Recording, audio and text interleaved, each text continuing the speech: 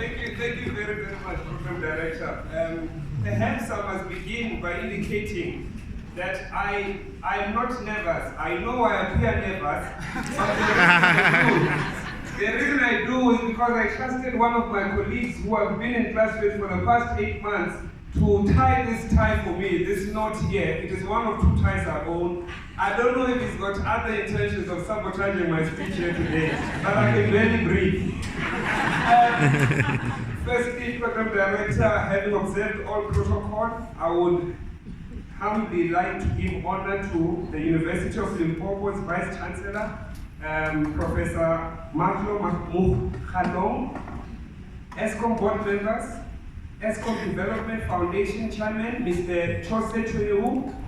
I'd also like to give honor to the ESKOM Development Foundation board members, the ESKOM Development Foundation CEO, Mr. Cecil Ramunodzi, members of academia, ESKOM executives and staff, members of the media, EduPark staff, ladies and gentlemen. But I guess perhaps more profoundly and markedly, I would like to acknowledge the very distinguished entrepreneurs and graduates who, through their hell-bent conviction to grow their businesses, have braved this 8-month-long program and seen it to its logical completion. I'm one of those cadres.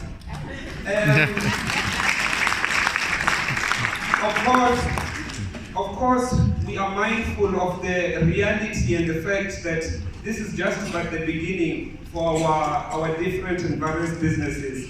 Let me also acknowledge our sterling, exceptional, and world-class lecturers who may or may not be present here today because of their commitments in training many other disadvantaged business women and men across the sub-Saharan African region in general and in South Africa particularly.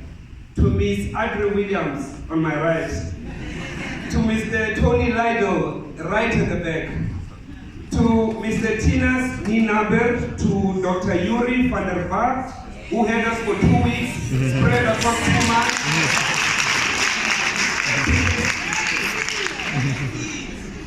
To Mr. Nazim Abrahams, to Mr. Johan Kreyer, and to Mr. Mpumi Razia, who also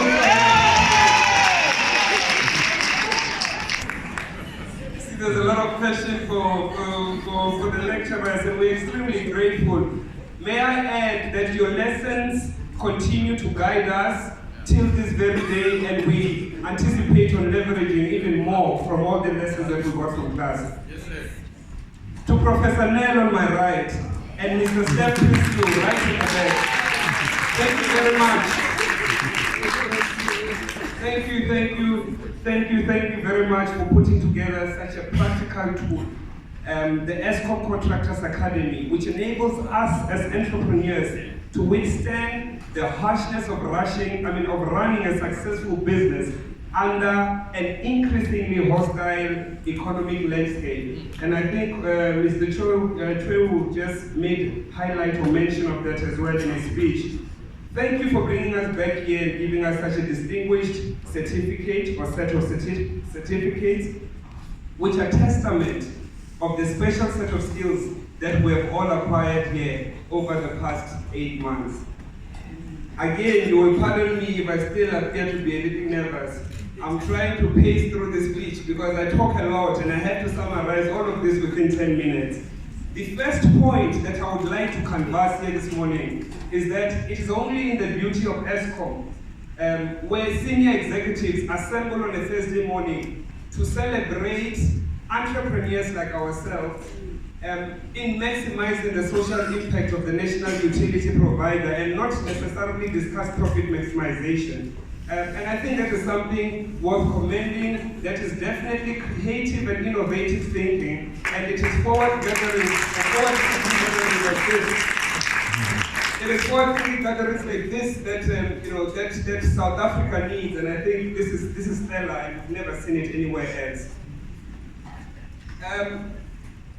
I think the very purpose of this gathering makes it, in fact, in the interest of time as well, it makes it repetitive for me to speak about the significance of it, because the mere fact that we're here I believe that we all believe that entrepreneurship is indeed the driver for economic stimulating or stimulus, and also creating much needed jobs for the much unemployed young people who are academically deserving, seeking opportunity, yet they can't find those opportunities. So I'm not going to waste time preaching to the converted.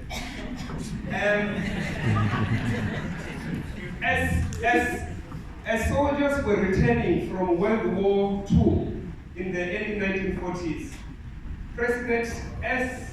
Harry Truman from the United States of the time kickstarted what was called the Higher Education Massification Program, with intention to reskill the veterans that had been coming back from war. And he kickstarted it with a quote, and I'm going to quote this. He says, "Once the ladder of educational opportunity rises high at the doors of some youth and scarcely rises at the doors of others, while education is made a precondition for any social or occupational advance, then education may become a means, not of undoing social and race distinctions, but of deepening and solidifying them." So we are extremely grateful that you created this program, which allows us to at least step towards the right direction.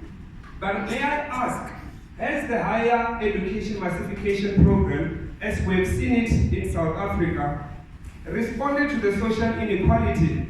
Now, if the G9 coefficient is anything to go by, then it vehemently disagrees, because we are the most unequal society in the world. But the latest report by the South African Human Rights Commission also denies that higher education, or doesn't speak to the fact that higher education has done away with inequality.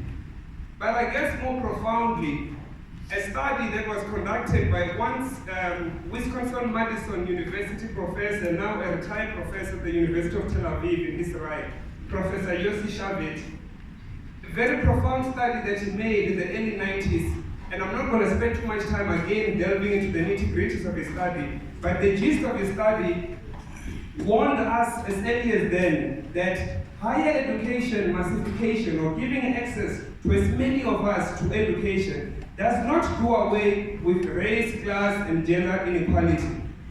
It is only possible that we undo these class distinctions if we deliberately, the keyword is deliberately there, if we deliberately sculpt our higher education to create the much needed transition of collective social mobility that will see our economies grow. Now, I guess the idea then, when President Harry Truman introduced or kickstarted this higher massification, was that no, now that people are going to be accessing this higher education, people will be able to get jobs, but unfortunately, there were certain sector-specific skills that people were finding themselves in, which were not matched or aligned to what was happening to the economy at the time. I'm going to pace quickly again, back to South Africa, and I want us to ask a couple of questions here. The central question is, however, are our well-meaning interventions through business education reducing inequality? Are we winning or losing the war on poverty, inequality, and unemployment? What do we need to do more of, and what do we need to do less of in business development in order to maximize our social impact? Under what circumstances are we reinforcing inequality in or through business development? I think there is no one-size-fits-all kind of answer to those set of questions. We could go all day and exhaust the time this morning trying to elaborate whether or not our intentions are really bringing about change within the economic landscape of the country.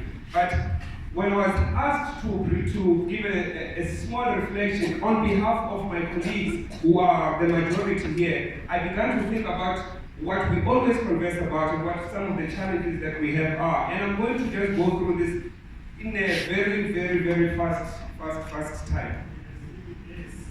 With the history of our country and the socio-economic profile of our country in mind, enterprise development needs to mean something more than being in possession of a business qualification. Yes. We reproduce inequality in our economy when we don't improve the literacy levels of business owners to an extent that they are able to read, write, and analyze their own financial statement. Thankfully, EduPark, in partnership with ESKOM, has allowed us to gain that expertise.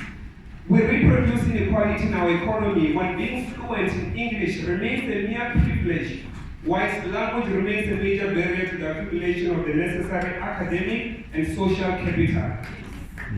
We reproduce inequality in our economy when the degree of dreaming and aspiring to access business education is unevenly distributed due to the part of country where one is born. Fortunately, again, with this program, it is countrywide, so it doesn't matter where one comes from, they're able to access the ESKOM Contractors Academy. We reproduce inequality in our economy when our financial institutions, and I think this is a sore one for most entrepreneurs, when our financial institutions maintain a rigid institutional culture of, do you have collateral before I can borrow you a dime? Lastly, and in the interest of time, and perhaps most importantly, we reproduce inequality in our economy when we neither set aside actual contracts. Yes.